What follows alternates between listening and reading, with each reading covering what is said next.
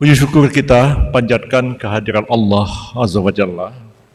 Sore hari ini kita bersama-sama dapat hadir dalam keadaan sehat walafiat di Kementerian Hukum sekarang ini, atau dulu Kementerian Hukum dan Hak Asasi Manusia. Sama-sama kita menyambut kedatangan para pemimpin, para menteri, para wakil menteri yang baru yang selanjutnya akan menangani tugas-tugas yang selama ini menjadi tanggung jawab dari Kementerian Hukum dan Hak Asasi Manusia. Saya teringat pada tahun 1999, sudah lama sekali, ketika itu saya dilantik sebagai Menteri Hukum dan Perundang-undangan di kementerian ini, dan hanya beberapa bulan kementerian itu berubah nama dan ruang lingkup tugasnya menjadi Departemen Kehakiman dan Hak Asasi Manusia. Pada waktu itu, Kementerian Negara Urusan HAM yang dipimpin oleh almarhum sekarang Bapak Hasballah Sa'ad, dilikuidasi oleh Presiden Abdurrahman Wahid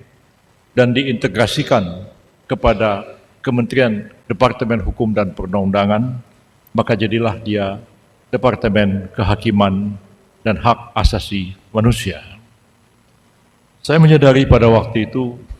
dalam usia 40 tahun, memimpin departemen terbesar di dalam kabinet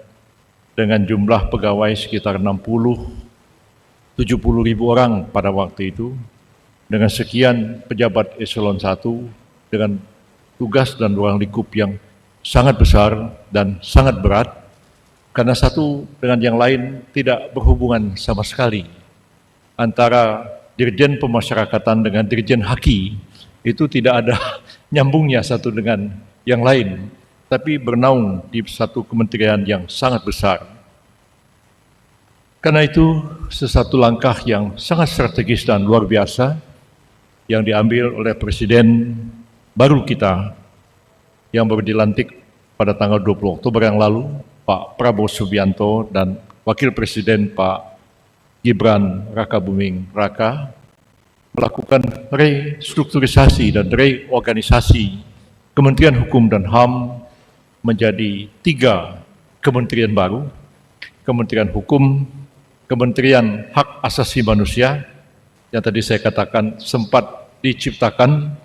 dan dilikuidasi sendiri oleh Presiden Abdurrahman Wahid, dan sekarang dipisahkan kembali dan dibentuk kembali Kementerian Hukum, Kementerian Hak Asasi Manusia sebagai satu kementerian yang berdiri sendiri. Kemudian tugas-tugas pada waktu itu memang sangat berat, sangat rumit keadaannya, apalagi kita dihadapkan kepada kerusuhan-kerusuhan yang terjadi di Ambon, Poso, dan tempat-tempat lain. Banyak sekali tuduhan-tuduhan telah terjadi kasus-kasus pelanggaran HAM yang berat, dan kementerian kita ini pada waktu itu berhasil membentuk undang-undang sekaligus juga membentuk pengadilan hak asasi manusia, pengadilan HAM ad hoc, dan juga menyelesaikan rancangan undang-undang kemudian tentang Truth Commission and Reconciliation, yaitu Komisi Kebenaran dan Rekonsiliasi. Dan kita pada waktu itu dengan sedikit kepala tegak berani menghadapi tantangan dari Dewan Keamanan Perserikatan Bangsa-Bangsa yang beberapa anggotanya mengancam akan membentuk International Tribunal atas kasus-kasus pelanggaran HAM yang diduga terjadi di negara kita. Alhamdulillah dapat kita hindarkan bersama. Sekarang langkah yang telah ditempuh oleh Presiden Prabowo Subianto mereorganisasi kementerian yang sangat besar ini menjadi 3 kementerian patut kita sambut dengan rasa syukur, dan sekaligus juga merupakan tantangan bagi kita fokus menangani bidang-bidang yang mungkin kalau dipimpin oleh satu menteri akan kurang fokus sama sekali. Saya teringat tahun 99 ketika masuk ke kementerian ini, yang agak terbengkalai adalah pemasyarakatan, sehingga saya pada waktu itu mengangkat Dirjen Pemasyarakatan menjadi Sekjen Departemen Kehakiman dan HAM, karena menyadari bahwa yang paling berat adalah menangani pemasyarakatan. Mungkin sekarang sudah tidak, tapi dengan pemisahan beberapa ini dan dikoordinasikan oleh Kementerian Koordinator Bidang Hukum, HAM, dan Imigrasi dan Pemasyarakatan, mudah-mudahan pekerjaan kita lebih fokus, lebih